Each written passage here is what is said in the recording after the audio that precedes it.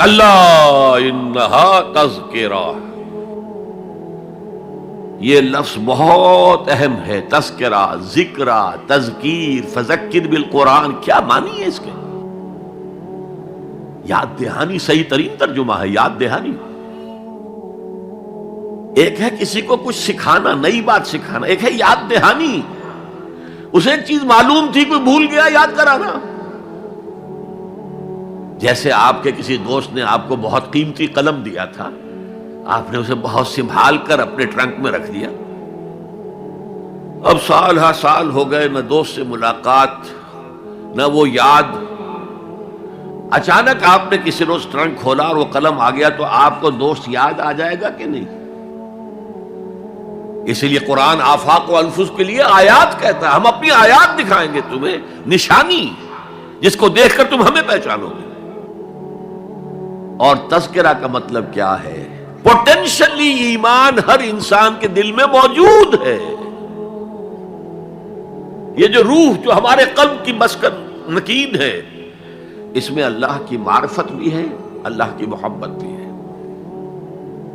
البتہ ذہول کے پردے پڑ گئے ہیں، بھول اور نسیان طاری ہو گیا ہے، ہم دنیا ہی کے اندر گم ہو کر رہ گئے ہیں، ہماری ساری دلچسپیاں دنیا سے ہیں، لہذا ہماری توجہ ہی نہیں ہے۔ ورنہ ہر انسان کے دل میں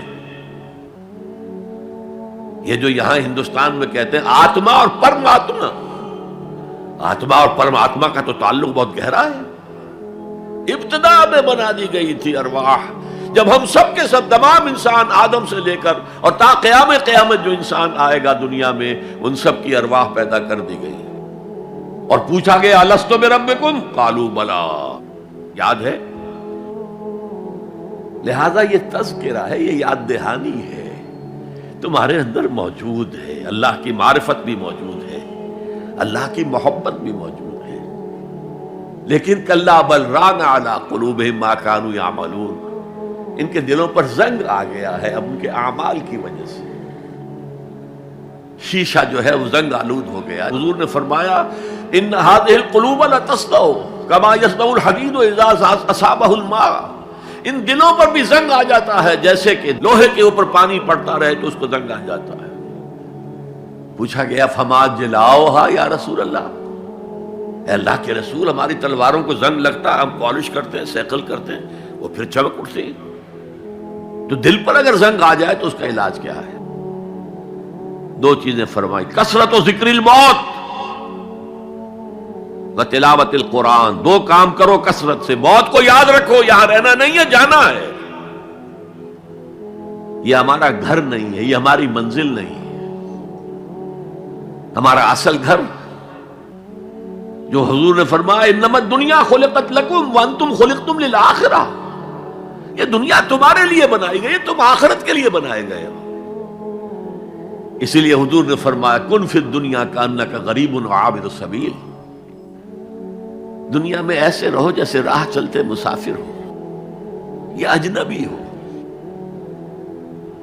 اپنے بارے میں فرمایا مالی والی دنیا، مجھے تمہاری دنیا سے کیا سروکار، انما مثلی کراکب استظل تحت شجرۃ ثم راح فترکھا، میری مثال اس مسافر کی سی ہے جو ذرا سستانے کے لیے کسی درخت کے سائے میں بیٹھتا ہے تھوڑی دیر، وہ اس کا گھر تو نہیں ہے، اس کی منزل نہیں ہے، پھر وہ اس کو چھوڑتا ہے، اپنا راستہ لیتا ہے۔ یہ اگر ہمارا تصور قائم ہو جائے، کلا انہا تذکرہ، اب اس کے بعد جو الفاظ آئے فی صحف مکرمۃ مرفوعۃ مطہرۃ بایدی سفرۃ کرام بررہ، یہ جو قرآن ہے، جو تذکرہ ہے، یہ بڑے ہی انتہائی پاکیزہ صحیفوں میں ہے، فی صحف مکرمۃ، بڑے باعزت، مرفوعۃ مطہرۃ، مرفوع بلند اور انتہائی پاک، بے ایدی سفرۃ، یہ کن کے ہاتھوں میں ہے؟ لکھنے والے وہ فرشتے، بے ایدی سفرۃ کرام بررہ، جو نہایت باعزت ہے، بہت وفادار ہیں اللہ کے۔ یعنی اصل قرآن کہاں ہے؟ لوح محفوظ میں ہے، اصل قرآن کہاں ہے؟ ابھی اگلی جو پڑھیں گے ہم، کتاب مکنون، چھپی ہوئی کتاب کے اندر ہے. اصل قرآن کہاں ہے؟ وَإِنَّهَا لَفِي أُمِّ الْكِتَابِ لَدَيْنَا لَعَلِيٌّ عَظِيمٌ. یہ تو اس ام الکتاب میں جو ہمارے پاس ہے، بہت بلند ہے اور بہت عظمت والا ہے.